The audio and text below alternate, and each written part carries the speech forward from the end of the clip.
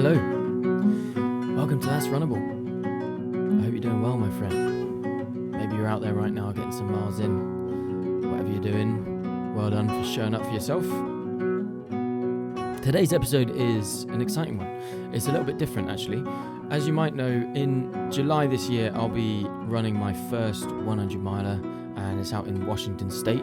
This is something that I've wanted to do for a very long time. The 100-mile distance has captivated me for a long while now, and to have the opportunity to do it out in North America, to be honest with you, is a dream come true. The race is called Devil's Gulch, and it's a beast. And someone else who's also running that race is Heidi Baker from the Let's Run That Again podcast. So we thought that it'd be cool to do a bit of a joint episode, a bit of a cross pod, if you like, where Heidi, her co-host Michelle, and I have a chat about all things running, trail, ultra, Devil's Gulch. And so that's what this episode is, basically. Now, as you'll hear in the episode, Michelle is actually running Cocodona 250 this year. And I'm not sure it was necessarily emphasized enough in our conversation how much of an incredible adventure that really is. If you don't know what Cocodona is, it's a grueling 250-mile race in the desert of Arizona. This is a race that lasts for days, and it's not a stage race. It's all in one push. The female record for Cocodona is 71 hours.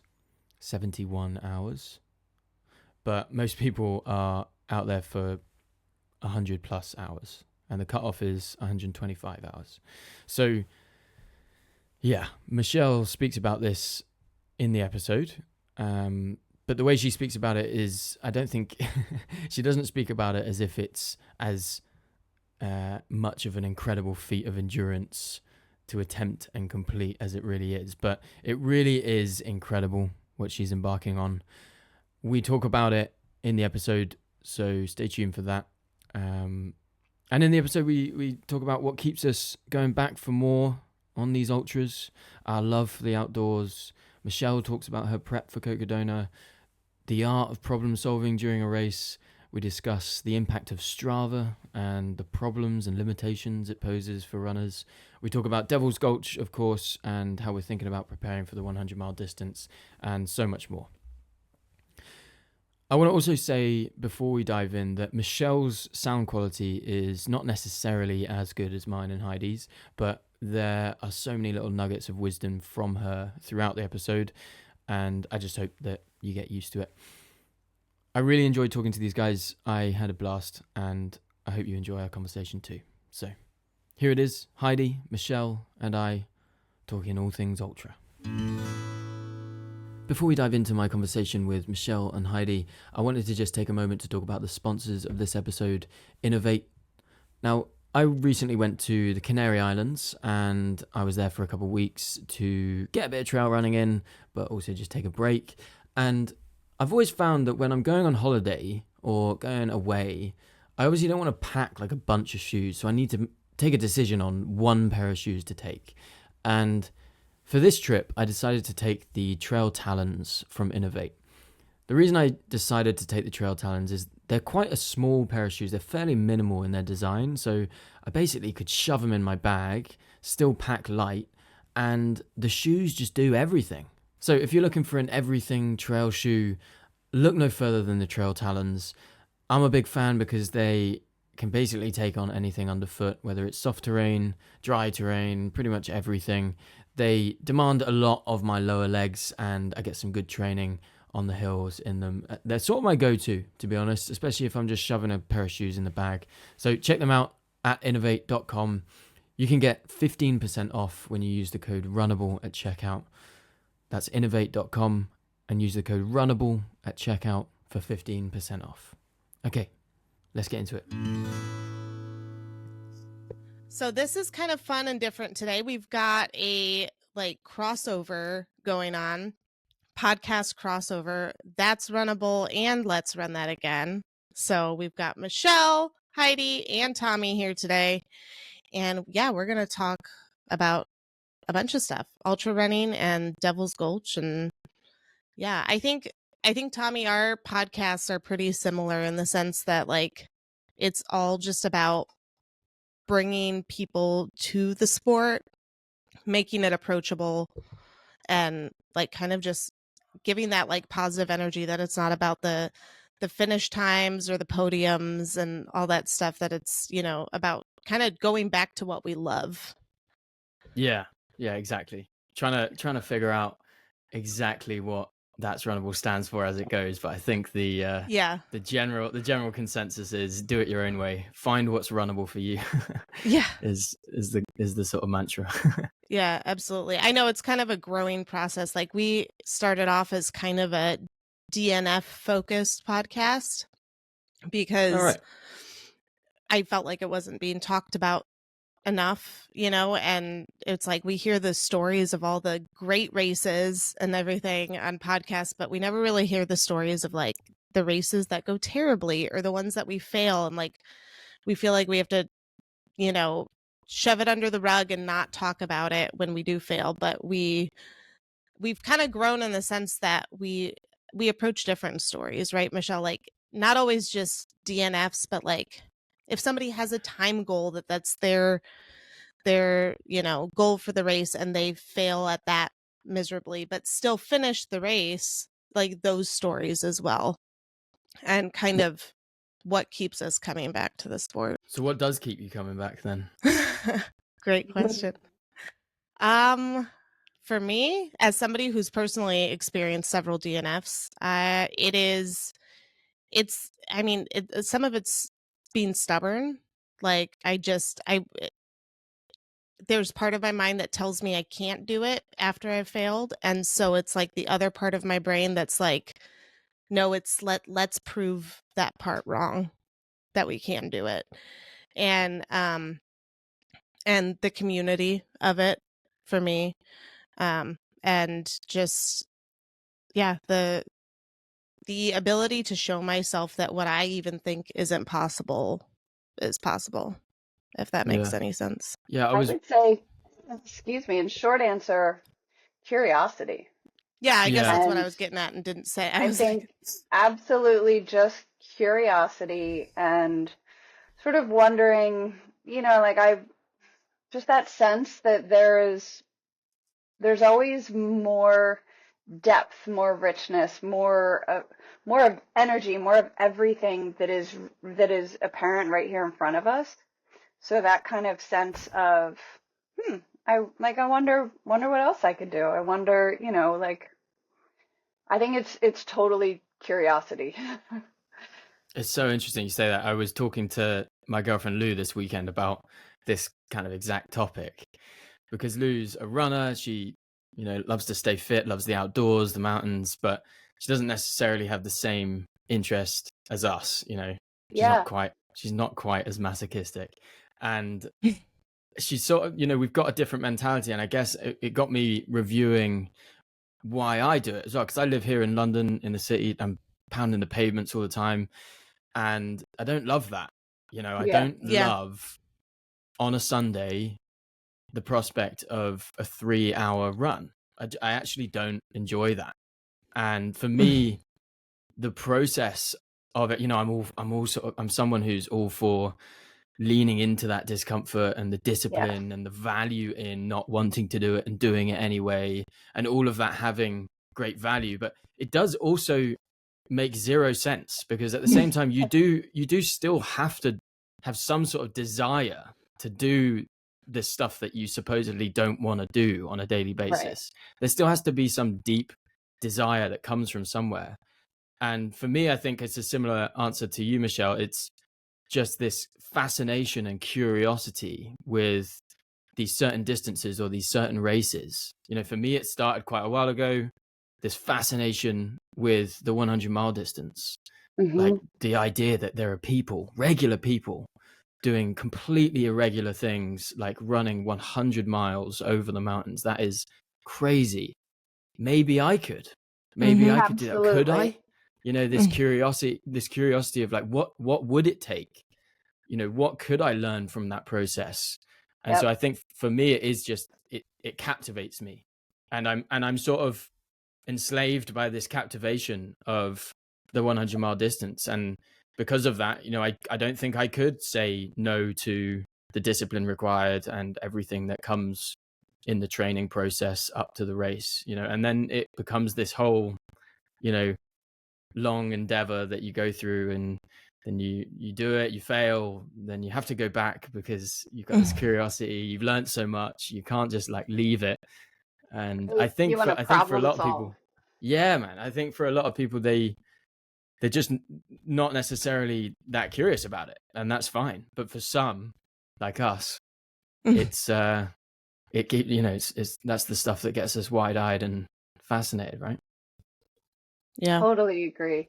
And like that combination that you talked about, the curiosity plus the discipline, whether you have to build the discipline or, like if you are someone who is just very disciplined by nature, like you combine those things and it's like, anything could be possible, really.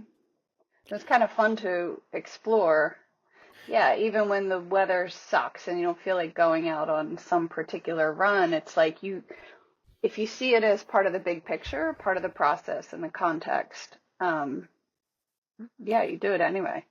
Do you think, Michelle, that that's something that has come naturally to you, the inclination to be disciplined and to show up and to dedicate yourself to these things, or do you think it's something that's been learned through the process? No, I think that for me, that's something that was there anyway. Because I can go back and look at different aspects of my life and different things that I've done, and I see that kind of as a thread throughout.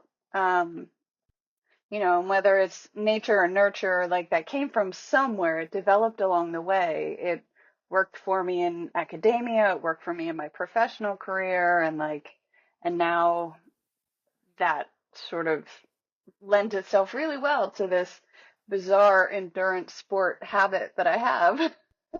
Do you think that it can, this like weird thing that we do you think it can teach people, like if for example someone wasn't naturally inclined to lean into these sorts of things and wasn't necessarily immediately curious and fascinated by a long distance like this, do you think if they committed to it anyway that it could instill these things in them, or is that just something that us ultra runners think can happen? I do, because I kind of feel like I can't help but think that and Heidi and I have said this before, like there's really nothing all that special about us. Like anybody can do this. Anybody can run ultras if they want to, if they choose to, if they make the decision that this is what I'm going to do.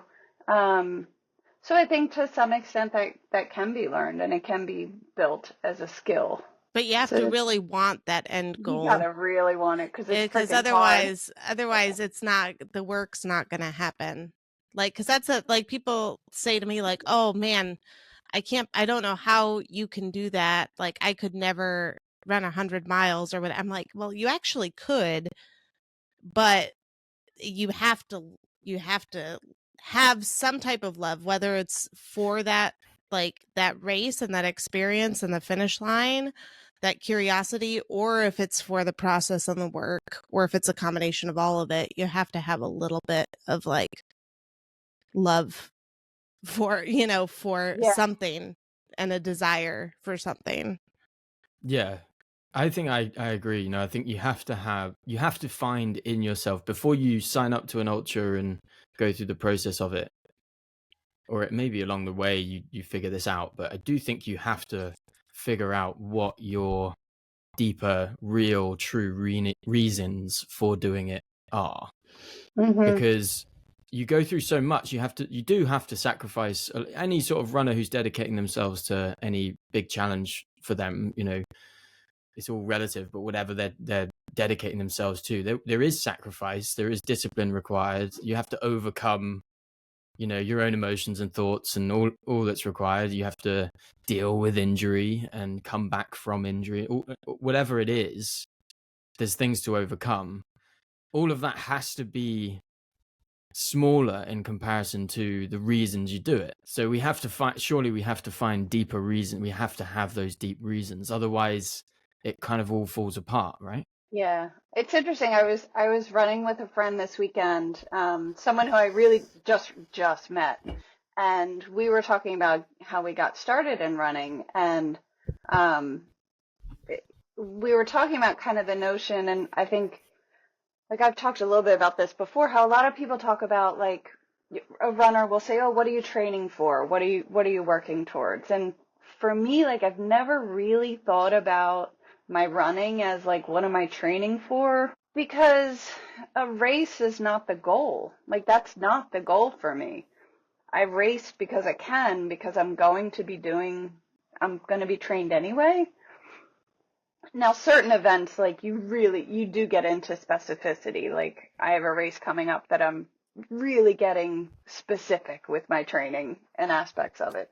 But generally, like I was telling her how when I started running, like I got to a point where I was running like 20 miles on a Saturday. Like every week I'd be running 20 miles on a Saturday anyway. So I figured like, well, I'll run a marathon and then like we'll just see what happens. And her response was funny because she was like, but wait, like, it wasn't for a race. Like, you just like for the heck of it, you just run 20 miles? I'm like, well, yeah. Like, and then it did make me think about these very things and reflect, like, what is that? Like, wouldn't everybody want to do that? I don't know.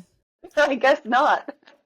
Yeah, I was having this discussion this weekend with Lou again, because Yeah. the conversation was long, you can imagine, all afternoon.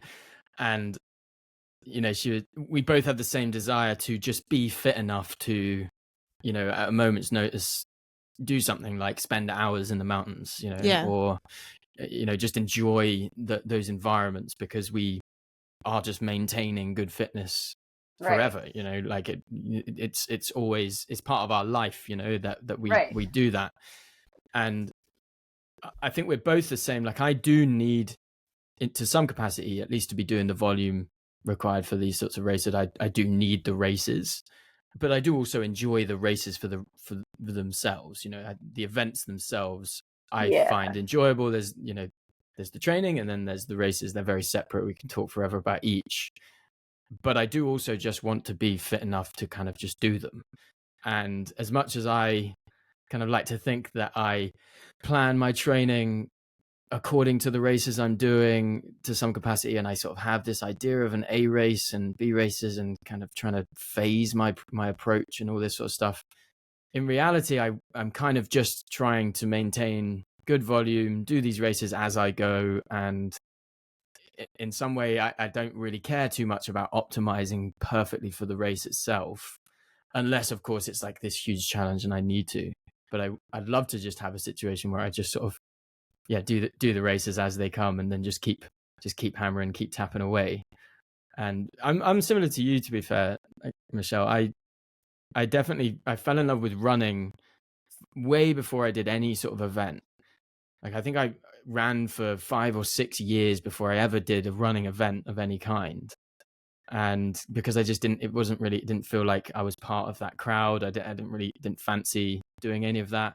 I only really found my people when I found ultra running and trail running, because those were the kind of events that actually interested me. But the running itself was just for the grind. It was for the daily discipline, for Yeah. the purpose of getting up and putting miles under my feet before work or whenever, or before whatever I was doing at the time.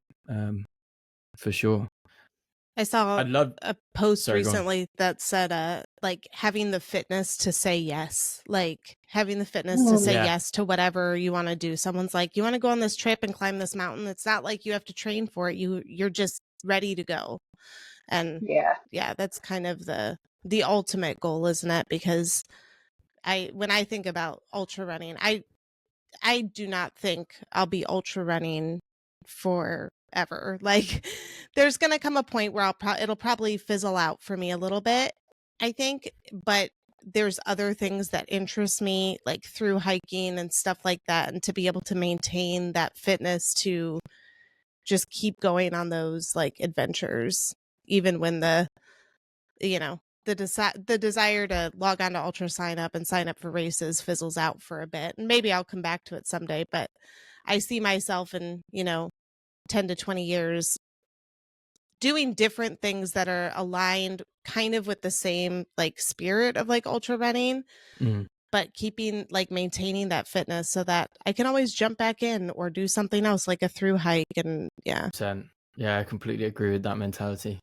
The idea, like, because ultimately the running is one thing, the ultra running is one thing, but for me it's the mountains, it's the absolutely, it's the movement, it's the movement of going through those environments in a natural way, and having everything you need on your back. And it's actually not the running necessarily. Like exactly. I do love running, of course I love running. It's like my whole bloody identity now. But I do also actually think sometimes it's not really about the running. It's not. I'm a runner and stuff, but it's about the adventure. It's about the outdoors. It's about like engrossing myself in the environment. That's what I love. And if I couldn't run, I'd hike. And if I couldn't hike, I'd mountain bike. Yeah. It's like the movement is like a celebration and a way to experience being outside. But there's also such an incredible sense of like self-sufficiency that you can get from like knowing like, yeah, I can load my pack, I can have all this stuff, and I can just go off and come back in 7 hours and I'll be fine. Like, yeah. I just told my husband recently that with all like my ultra running gear and fuel and various things I have, I'm like, when, we're like stuck in the apocalypse or something, I'm like, I've got so much stuff for us right here. We'll be good to go. He was in the military, so he's got the MREs and meals ready to eat too. So like, we're golden.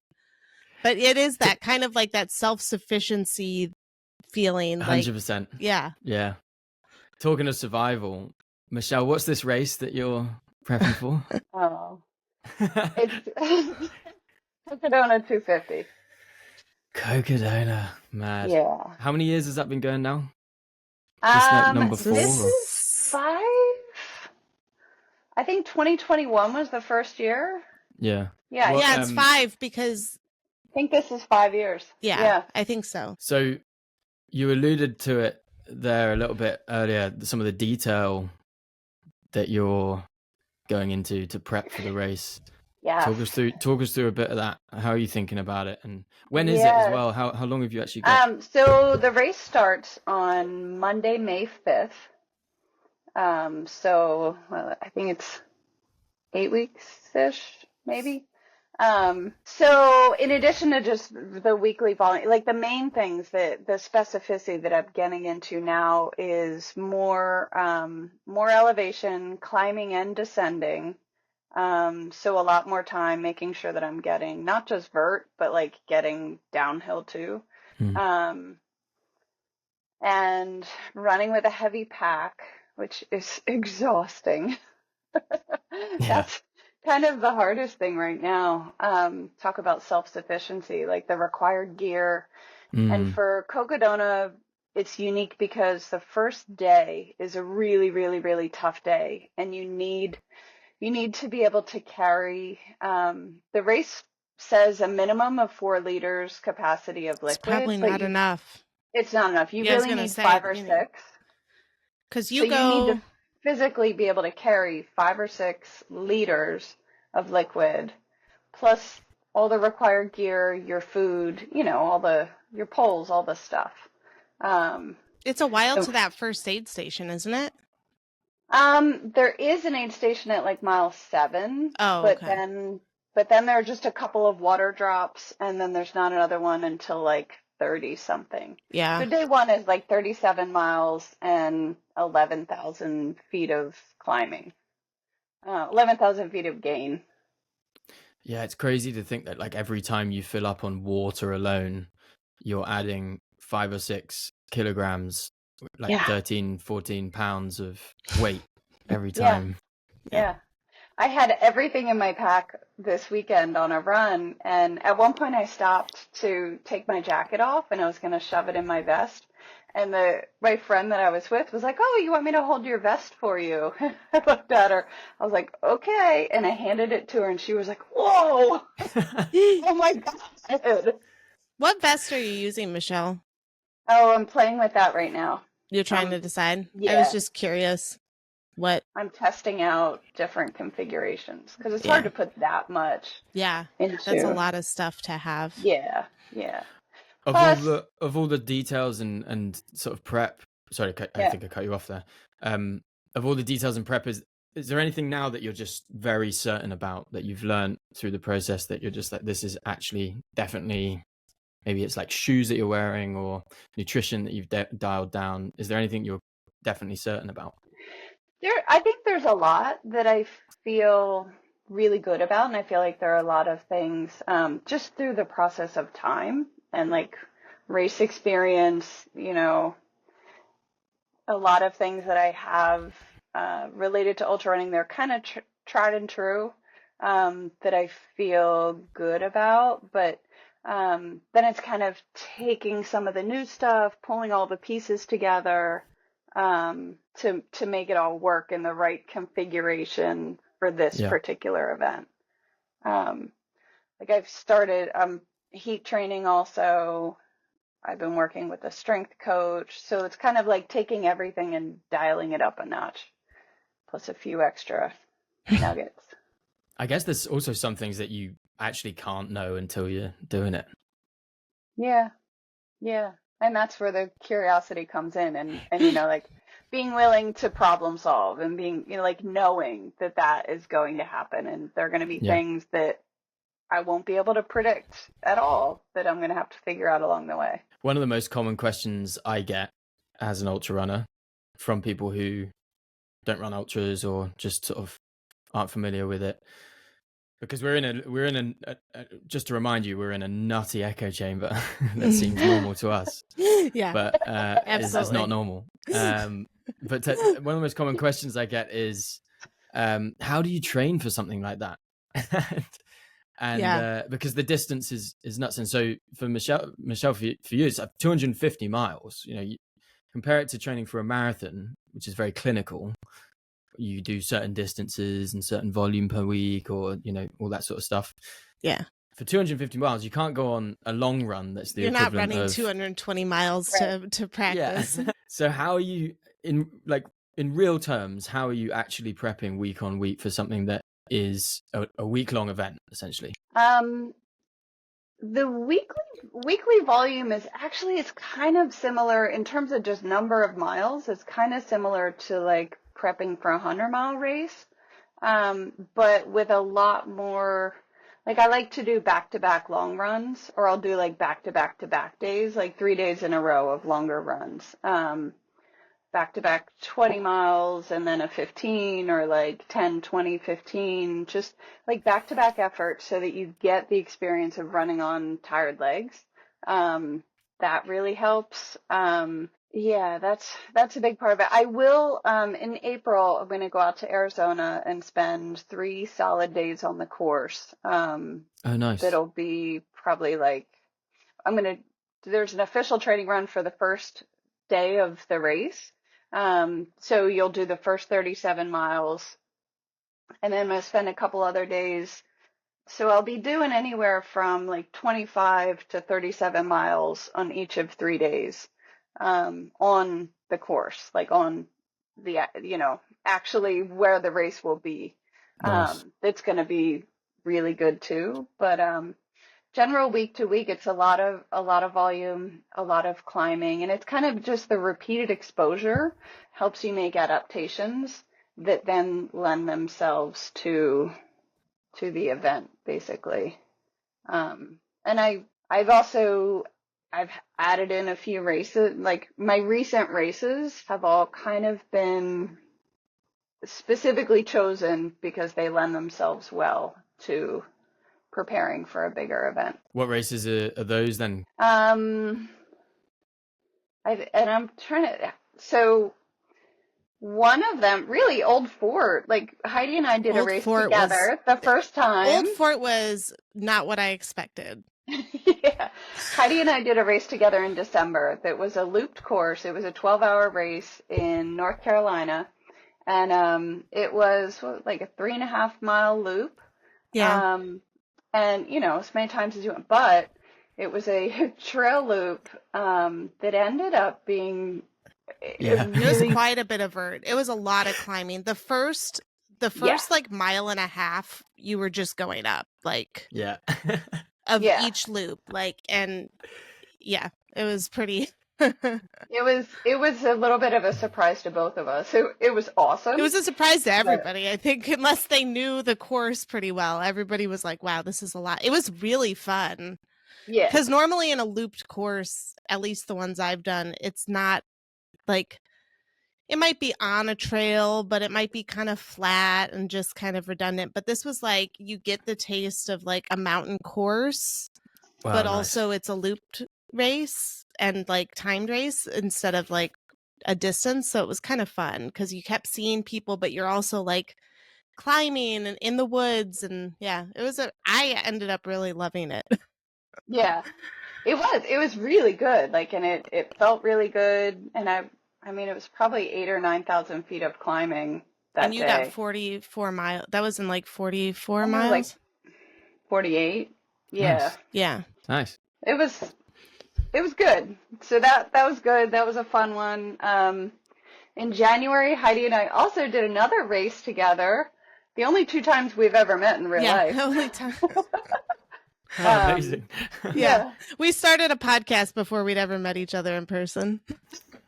That's how you make real friends, I think. Yeah. Totally. And it was another timed event, but it was 34 hours. So I wanted the experience of running all day, all night, and then into a second day, very deliberately to get that kind of long stretch of time. And that was really good too. Yeah. Nice. And then I ran Black Canyon 100K a few weeks ago in Oh, did you Arizona. do that? Yeah, Okay, nice. yeah. There's a And lot of coverage of that. there's some course overlap there with Yeah. Cocodona. Nice. Yeah. But that Cool. was just like the last few. I mean, in a way, like everything has led to here. Yeah. Yeah. And you got a distance PR at Dark Anchor. Yeah. That's the farthest you've ever gone. So that's huge. So you So only have to double that to Yeah, and get I'm to good. Cocodona. yeah, I mean, you've At the end of Dark Anchor, you were almost halfway done. Cocodona.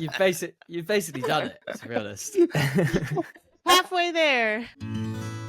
I've tried many different types of barefoot shoes in my time, and I've sort of concluded that my favorite time to be wearing these shoes is in the gym. And if you're looking for barefoot shoes, there's actually loads of different options out there now. There are big brands that specialize in them. There's plenty you can get out there. But Innovate do a pair of barefoot shoes. They are called the Bear XF. Both women's and men's. If you go on the website, you'll find them there. They genuinely are really comfortable and they do the trick for me. I really like them. I use them in the gym. I'm actually wearing them right now. They're dead comfortable. They allow my toes to splay and they're really stable for big lifts in the gym. I'm a big fan. They're really comfortable. And I've actually had bad experiences with other brands in the past. And so, yeah, really chuffed to be wearing these and just like have a really good, nice, comfortable pair of barefoot shoes for the gym. So go check them out. Innovate.com, and you can use the code Runnable as always for 15% off. All right, back to the show. So, Yeah. Well, Heidi, we're embarking on a big challenge. I guess Yeah. we should probably talk about Devil's Gulch, Right. how we're prepping. How are you feeling for Devil's Gulch? And just for anybody who doesn't know it, Devil's Gulch is a 100-mile race in Washington State in July. It sounds like a phenomenal, gorgeous course, but it's very tough. Yeah. It's what I think with the new course for the 100-miler this year, it's like 22,000 feet. Yeah, so before this year, I think it was a 50-mile loop. Yeah. Twice. So this Which is actually just sounds awful. brand new. Really, yeah. I think You doing the reach same 50 thing twice. miles, it's like, all right, go back out again. I know, yeah. So this is actually the first. I'm going to get all my facts wrong, but I think it's only been going for like 2, maybe even 3 years or 2 years. I think this might be the third, maybe This is the third. I think this is the third year. Yeah. Okay, yeah. So it's pretty new and run by Evergreen Trails, who do on the same event. There's a 50 miler, there's a half marathon. So there are other events to get involved in, and so they know what they're doing when it comes to putting on trail events. But this is their first 100-mile event as Evergreen Trails. Am I right in saying that?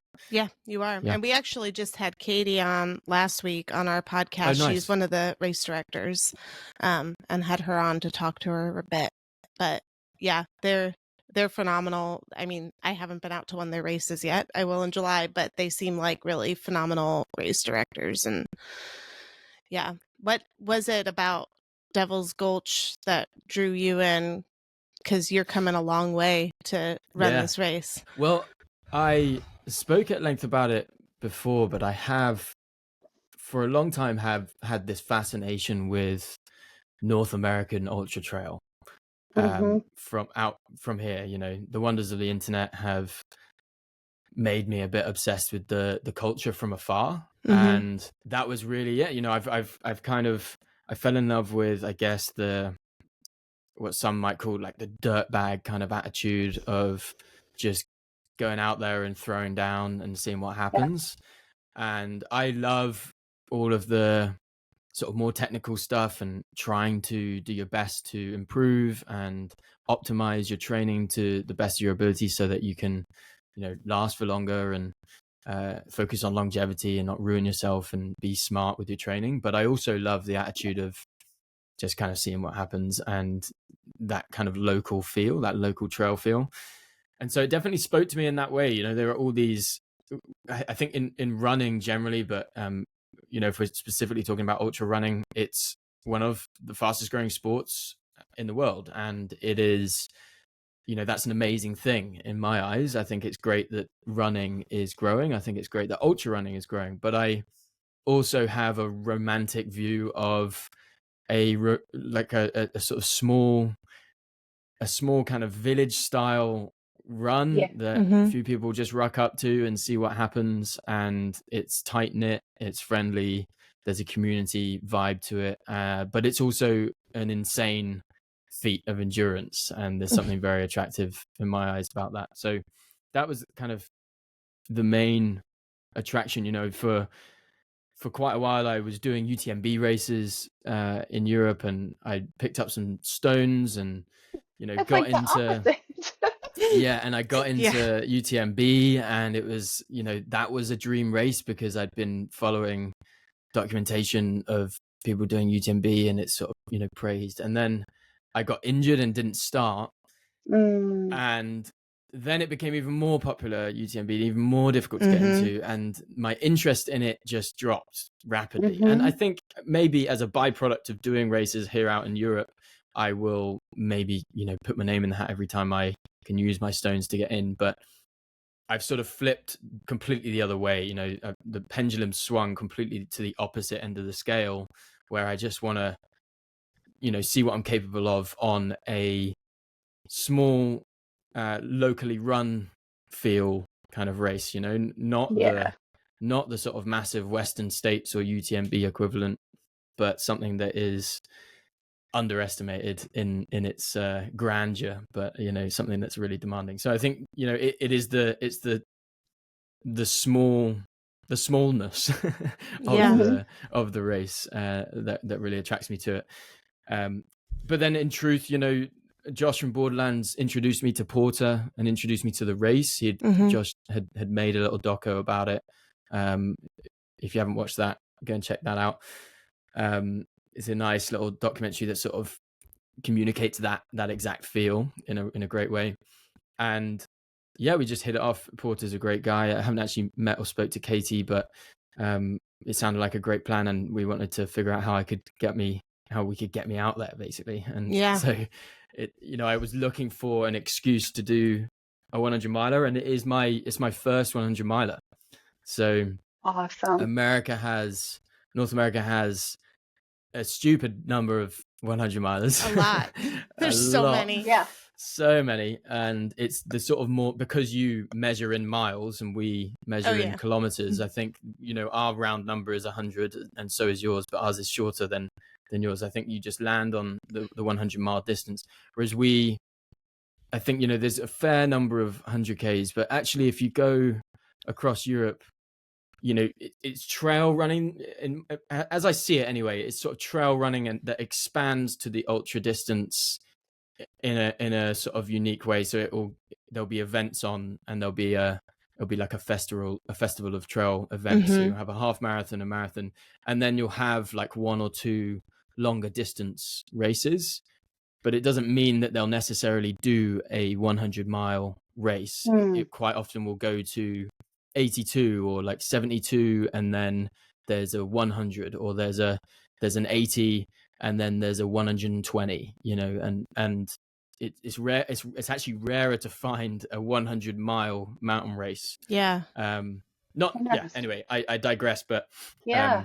Well, I was going to ask you what the differences were kind of in the European ultra scene versus, you know, here in America. So that touches on it, but that's interesting. Yeah, I think it's hard to say, obviously, because I haven't done a race out in the States, so it's hard for me to say. Yeah. But as far as I can see, to be completely honest, I do think the terrain in Europe is more aggressive generally.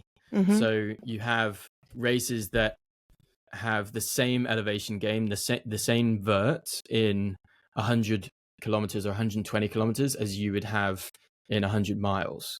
So it's, you know, I've done races with more elevation gain, more vert in 100K or 125K than Devil's Gulch, for example. Wow. So it's really aggressive stuff. Yeah.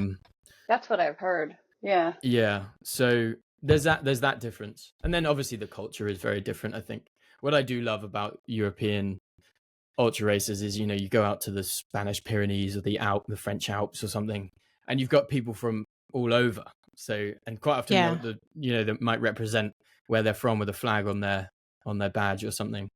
And so there's quite often a language barrier, which is interesting because you're not necessarily chatting away to each other, but there's this, you know, you're sort of bonded through adversity. And there's that bond, you know, unspoken bond. I will never forget a moment that I had doing Val d'Aran. It's a UTMB race in the Spanish Pyrenees, and it was towards the end, and I was sat on a chair at an aid station that was just a pathetic excuse for an aid station. And it was just a table with a bit of fruit, but we were sort of towards the end of it, and they just had they had big ice cream tubs of chopped up orange. And me and this guy from China were just there, not speaking to each other, just milling these like orange things and just chucking the skin into the bucket. And I remember looking at him, and he looked at me, and we just had orange, like chopped orange in our faces, and we just like chuckled and smiled to each other, and then kept going. And we didn't say a word to each other, but we just knew what sort of moment we were in. It was quite funny. But yeah, I like that kind of camaraderie. Moments. Yeah. That's great. But yeah, big differences. I'm very excited to be running in the States. You know, as I sort of have explained, I have this kind of romantic view and romantic idea of falling in love with ultra trail from a distance through documentaries like Billy Yang's documentaries and West Plate's YouTube videos and stuff. That, yeah, it's cool. It feels like full circle. You know, if I can get to the start line, I'll be, you know, grateful enough, I think. It's interesting because what you described, like that, it resonates really well. But what you're describing is exactly the vibe that we got from speaking with Katie Warren about Devil's Gulch and just about all of their races and the community that they build and the work that she and Porter do to like host a really good event, and kind of like what their values are, like is exactly what you're talking about. And when we recorded with her, I was like, oh my gosh, I would love to do one of their races for those very reasons. She truly wants to see everyone at that finish line and like hand them a buckle. And yeah, she's got a lot of heart in it, and Porter does too. I know it's it's a different world for me because I'm on the East Coast. So and not only the East Coast, the Southeast Coast. So I'm in very, very flat. And like you, Tommy, running in the city a lot, like I'm just pounding pavement most of the time, or treadmill, because that's the only way I can get vert here. Like I don't have any other options really. And so it is funny. It's like, I don't love that. I really don't love that. But I do love the races, and I'm training to be able to go do those. I've got Georgia Death Race coming up here in a few weeks. It's like 74-ish miles, they say. Yeah, they say 74-ish miles, and it's over 16,000 feet. But it's like harsh trail. Like it's not friendly. Like it's pretty brutal. That matters a lot. Yeah, it definitely does. Yeah, I've heard a resounding, like the one thing that people say who finish, well, whether they finish that race or they DNF that race, they say that was a lot harder than I expected it to be. So I'm going in with that mindset. So my training has been like, I'm looking at it more as a training race for Devil's Gulch, just to get that time in mountains and climbing. I mean, if I finish, that'll be fantastic. I would love that. But I know it's going to be a really tough race, and I'm going for the exposure and, the experience of it. But it's been just a lot of climbing on the treadmill for me lately. It's like, I looked at my mileage last week for running because I finally joined Strava. I haven't been on Strava like at all for years. Oh no. Heidi got on Strava like a week ago. Like literally a week ago. But now I see my weekly total because I never looked at that ever. Like, I mean, I know I kind of had a good idea of what I was doing each week, but I never like looked at like my weekly totals. Like, and Strava's like, here's your weekly total. I was like, okay, Strava, calm down. But I like looked at my mileage and I was like, that doesn't look like much mileage, but my vert like last week was significantly higher than normal. And so I'm like, okay, I think it was the disconnect between how tired I felt and the mileage. I'm like, I should not feel that tired after like a 35-mile week, but I was climbing almost all those miles. So well, let's talk about this, because I'm trying to currently figure out whether Strava's a good thing or a bad thing for me. Are you not on Strava? No, I am on it. You are? It, but okay. So we're crossover on your podcast. I don't know how you feel about language on your podcast, but sometimes. Yeah, go for it. Okay. It's a fucking double-edged sword. Like, it can be helpful in some ways, but it also, like, dude, it's a slippery slope because you can fall into that comparison trap. Yeah. It can happen so easily. I've avoided it for so long because I feel like I just have enough stuff to keep track of already. Yeah. Like I, have my own Instagram. I have the podcast Instagram now. I have the podcast. I'm raising 3 kids. Like there's enough going on. It's like, I don't need another app that's going to take more of my time. And I'm obviously really lame on it too, because I did my first couple runs and I literally just said morning run. And then I didn't post a picture or anything. And I was like, am I doing this right? Because it looks really boring. And everybody writes these these long captions about their run. I'm like, I don't want to dissect that for the world. Like, mile 1 was great. Mile 2 was a little bit tougher. I started to get tired, and then it's like they write a whole novel about their 3-mile run. And I'm like, I don't really want to do that. Yeah, I think there's a lot of funny content out there about that exact topic. I saw quite a funny video recently. It was sarcastic, but someone like complaining, if I see another morning run again, or if I see another lunch run I'm doing again, them every day. He's like respect the platform, which I thought was quite funny. Yeah, I mean, for me, I've just got it linked to my chorus, and I just put it up there, and maybe occasionally if I record like some stair stepper, stairmaster stuff in the gym, then I want to take a picture of the screen, because there's very little. I don't think there's a way of me actually like properly tracking how much elevation I've done on a Right. stairmaster. And I think for me the real challenge is like exactly what you were just talking about, Heidi, is that I can get very obsessed with volume, but volume is by no means all that matters. Like Right. in any capacity, the strength training you're doing, the recovery that you're doing, like how well you're recovering.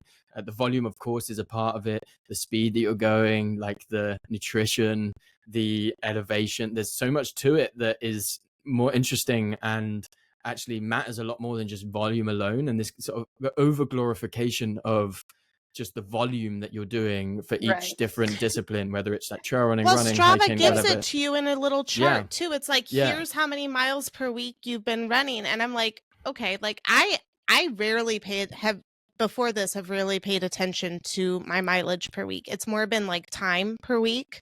That's And smart. a lot Yeah. and You can recently switch it's it. been vert per week, because it's like trying Yeah. to get that, like my coach has me just climbing most of my runs. Yeah, and even if so it's interesting, Heidi, that you were just talking about your recent experience, because I've been away in the Canary Islands for the last 2 weeks, and part of the idea of that was obviously to get a break from London, dark winter London city life, and also to get some good training in and to do some hiking and running. Excuse me.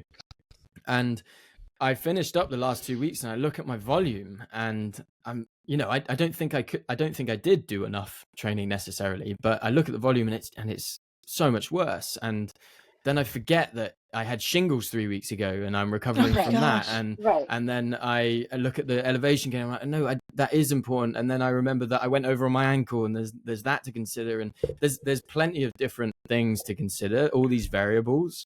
And actually, it's so important in my eyes to just tune into how you feel. Do your legs feel worked? Yes. Do you feel like you're doing the work? Then, and once you've got experience doing this stuff, training, you will know how it should feel to get a good week of training in. And once you've got a good week in, you'll feel it. Right. That was the disconnect for me, was looking at my weekly mileage and also feeling how my body felt. Was like, that weekly mileage is low for how I'm feeling right now. But it was like, but then, I mean, I know, and I'm able to disconnect from it a little bit. Yeah. But I can see, I'm glad I didn't join as a younger, more inexperienced runner. Yeah, personally. You're mature enough to deal Not with to make this the conversation podcast you had. a Strava debate, but I have a lot of feelings about Strava. But yeah, I think it's important. Yeah, I think it's important to discuss. Personally, when I was young, like a younger, like more inexperienced runner just coming into the sport, Strava would have been terrible for me mentally. It would have been, because I would have been constantly comparing myself to that, just knowing how I am. And I've grown a lot, and the temptation is still there to like compare. But I think when I first started running, I'm glad I wasn't on it then. I don't think it would have been good for me. Yeah, listen, I think it's, at the end of the day, you're mature enough, and you know yourself enough and you've got enough experience without I just Strava did it to look at for it. certain challenges that I'm doing, like with Death March Running Company and stuff. Like they have like a Strava group and challenges. So I was like, all right, I'll finally bite the bullet and join. Oh, that's fun. Yeah, that's fun. But at the end of the day, you're still battling that conversation in your head, even if it is for 5 minutes. You're still looking at your phone. Oh no, am I shit, or have I? What's going on here? Am I really just a terrible runner? Like what? Yeah, I think it's relatable. Yeah. It's funny. I was talking with somebody about the very same thing this weekend, and like Heidi was saying, like you're both saying, like you have to take it all in context. So just seeing that someone ran 50 miles a week tells you nothing. And anyone who believes that they know something about me as a runner because they see the number of miles I run knows nothing, because like all the rest of life is not represented in that data. So it's just a little piece of data that's like part of the bigger picture. And just being aware, like, yeah, your heat training, your rolled ankle, the fact that you're recovering from illness or injury, that your 3 kids are being 3 kids and needing you to be a parent.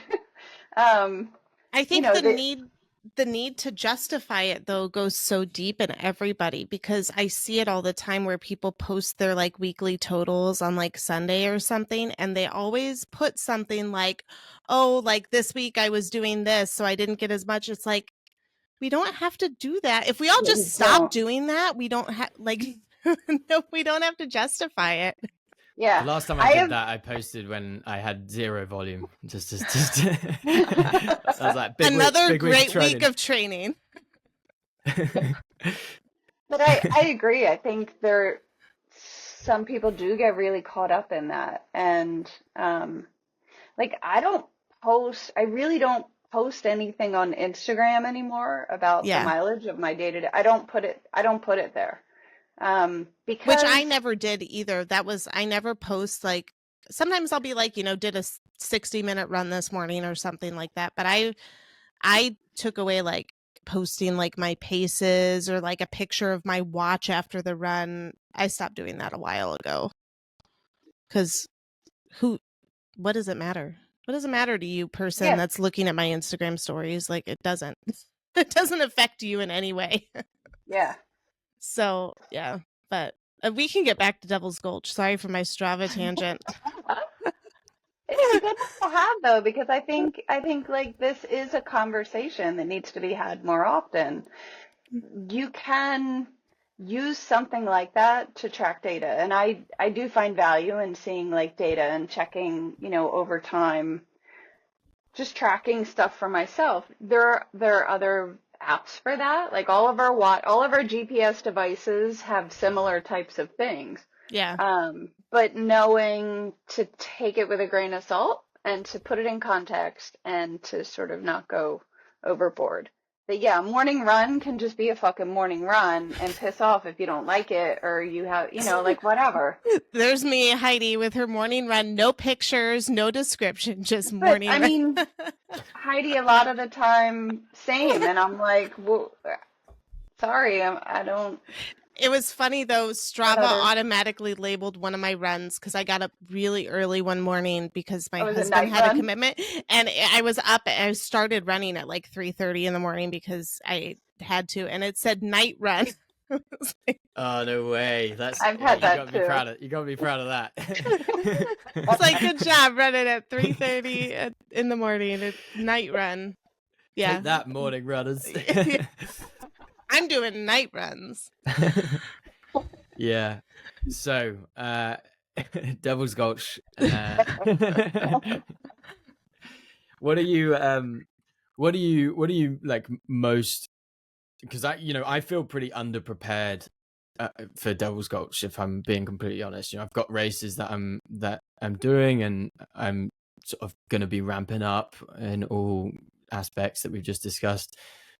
But is there anything, Heidi, that you're most fearful about with Devil's Gulch, or are you just like super chill? You're just gonna take it no, as I'm it not comes? super chill.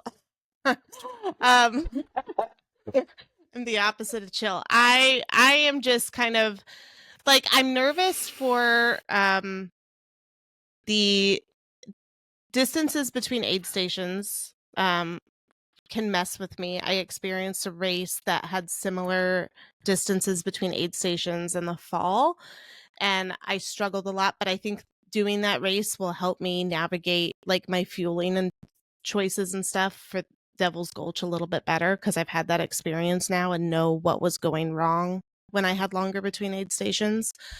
Yeah, the heat. I mean, I live in Savannah, so pretty soon I'll start getting some heat training just naturally. But it is a little bit of a different heat. And so keeping track of like my electrolytes and stuff is going to be really important. But yeah, and then I also might be going into it without like crew or anything. So that's a little nerve-wracking. Because at this point, the only 100 that I've accomplished was in a looped course. it was at Dark Anchor with Michelle in January. So it was like I had all my stuff kind of set there, and it was, even though I didn't technically have crew or anything, it's like you're kind of crewing yourself when you have like a looped course and all your stuff set up. And it'll be lonely, I think, at Devil's Gulch for sure, because especially with it being a 100-mile loop now, there's 14 of us registered right now, so it'll be a little lonely out there. Yeah, like if you're listening thinking when we refer to small, we're talking about 50 people. I think it maxes out, it's only ever maxed out at sort of 15 to 20 people, right? I think this is there's 14 registered right now. I just checked a couple minutes ago, and I think this is their biggest 100-miler registrant list yet. So yeah, we're talking really small events. If you're talking about the opposite end of the scale, some of my experiences doing UTMB races, the biggest complaint has been that it's just too crowded, a queue up the hills, Yeah. and there's some value in that. You never be alone at night. Yeah. But there's I think the opposite side of it is pretty daunting as well. For me, I think some of the scary stuff is, I've never even started a 100-mile race, so it's a huge distance for me. The longest distance I've done in a 24-hour period was a looped course. It was, a backyard style race. It was slightly shorter than 6.7 k, so 4.2 miles. So I think it was like 6k. So what's that? Maybe 3.8 or something miles, and so it equated to 144 kilometers in the 24-hour period that it was going, and then it had a cutoff at 24. Yeah, so that's the longest I've done in that sense. The longest in one push sort of regular ultra I've done was Trans Gran Canaria, and that ended up being 126, I think it is 128 on the watch or something. Kilometers, yeah. So I've never done a proper miler. And so the idea of it is obviously quite psychologically quite daunting, to be honest. And then I think just the fact that, I think we alluded to it on the Borderlands pod, but yeah, here in especially the UK, even, in the wilderness of Scotland, but in the Alps and stuff, you don't really have dangerous animals. That's right. Yeah, we talked about this when we went on Josh's podcast. Yeah, so the idea of running so alone, because of how thin the attendance is, running so alone, and your company is not other event participants. It's the eyes of the pine forests at night. So that's kind of daunting for me as a Brit who's used to safe wilderness. American wilderness is a different beast. So there's that. Interesting. Which comes to mind. Other than that, I think, for me, I think I can kind of just overthink the preparation and overthink the whole process, really. I'm also going out solo, so I'll be traveling out alone. I'll spend about a week before alone, so it's a lot of alone time, which actually is quite daunting as well, because I am someone who gains energy from being with people, so just being alone for quite a long time and just kind of wanting to have my people around, I think that could be really hard. So as we speak now, on the 10th of March, I don't have any plans to have any crew, so that's quite daunting as well.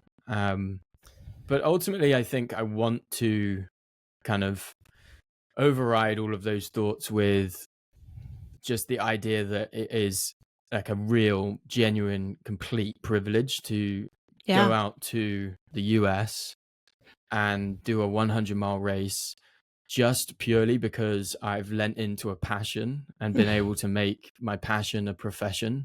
And I think for me, getting to the start line of that race is going to be actually quite emotional, to be honest. Like I've worked really hard to kind of get there, and I just really want to make sure I stay grateful and keep the perspective that will keep me sane, and I think the best performance I've had from a psychological perspective was last year at Mozart 100. It's a 100k race in Austria. It was raining the whole time. but I was somehow able to smile the whole time, you know. And I think that I told myself to not take it seriously, to smile, like you know, as Andy Glaze says, smile or you're doing it wrong. Yep. And I think my rule, and I might even write it on my arm, is P1, have fun. Because Yeah. number one priority is just to enjoy it, to have fun. You do it because you want to do it. No one's forcing you to do this. You signed up for it. So trying to maintain perspective and keep And it light. Tommy, with that mindset, like that is everything. That sets you up right there. Like, celebrate being at the start line. Just to like stay mindful of that sense of gratitude, the sense of like what your real values are, like to go have fun, to experience it, to embrace it all, the good and the challenging parts, to like embrace all of that. Plus, like, for a 100-mile race, most people, when they do their first 100-miler, most people, the furthest they've gone is 100K. Because usually in the States, it's like 50K, 50 mile, 100K, 100 mile. Yeah. So like that's really common. At some point when you go to a new distance, you're jumping, you know, like you're taking a leap of faith that what you've done before has prepared you, and usually it has. But also, like, when we were talking with Katie, the race director, about it, it just sounds like it's such a family supportive atmosphere. Like, all the volunteers that are there, they're going to be there to support you every step of the way. So, like, while yes, we are, when we're out on the trail, we are alone, and you know, you are taking care of yourself and propelling yourself forward. But at every aid station, at every possible like stop along the way, there's a community of people there to support you and lift you up and take care of you. So that's really, yeah, I think it's going to be amazing. I'm looking at my calendar again. Yeah, you're going to be able to make it. We'll see. Yeah. We'll see. Well, Yeah. I think that's a nice note to sort of start concluding on. I don't know, Heidi, if you have any sort of final thoughts before we No, leave I'm looking forward to meeting you there. It'll be a fun adventure for sure. Hell yeah, man. Hell yeah. Look after yourself. Stay injury free. I think the best advice I ever received when I started getting into endurance sport was from a family friend who was like a seasoned Ironman. I said, have you got any advice? I was doing like this half Ironman thing. And he's just said, avoid injury like the plague. Yeah. And I was like, I've never forgotten it. Yeah. So there we go. Yeah. Yeah. I like that. And it's that notion of being smart, like push yourself, challenge. But our friend Hazel Harrison says, be a smart bear. And I love that. Nice. Yeah. You can still be strong and aggressive and go out and fight, but be a smart bear. Nice. Yeah. Well, very cool. Thanks, guys. This was fun. This has been a blast. And yeah, we are looking forward to our listeners listening to this, your listeners listening to this. If you guys are listening on the Let's Run That Again platform, make sure you check out That's Runnable, Tommy's podcast. It's great, and vice versa. Yeah, and where can people find your Instagrams and podcasts? Yeah, we're just at Let's Run That Again on Instagram, and the podcast, that's the name of it, and it should be on all platforms. So there we go. Yeah. Nice. And you can find us both individually through that too. Yeah, absolutely. Yeah. Easy. Perfect. Cool. Yeah. All right. Thanks, Awesome. Tommy. Thanks so much. Hello, me again. That's it for this episode of That's Runnable. I hope you enjoyed my conversation with Michelle and Heidi. I certainly did. Michelle's doing a crazy thing in May, isn't she? 250 miles through Arizona. Mad. I wish Heidi all the best with her training and looking forward to meeting her at the start line in July. If you want to learn more about Devil's Gulch, you can go to the link in the description below, learn more about Evergreen Trails, and if you're interested in joining for either the half marathon or the marathon or even the 100 miler, if you're in the area or you want to swing on by and get involved, there's a 10% discount there too. So do have a look at that if you're interested. Thanks again for listening. that is it for this episode. We'll have some more listener questions next week. Run the runnable, keep showing up for yourself, and I'll see you next time.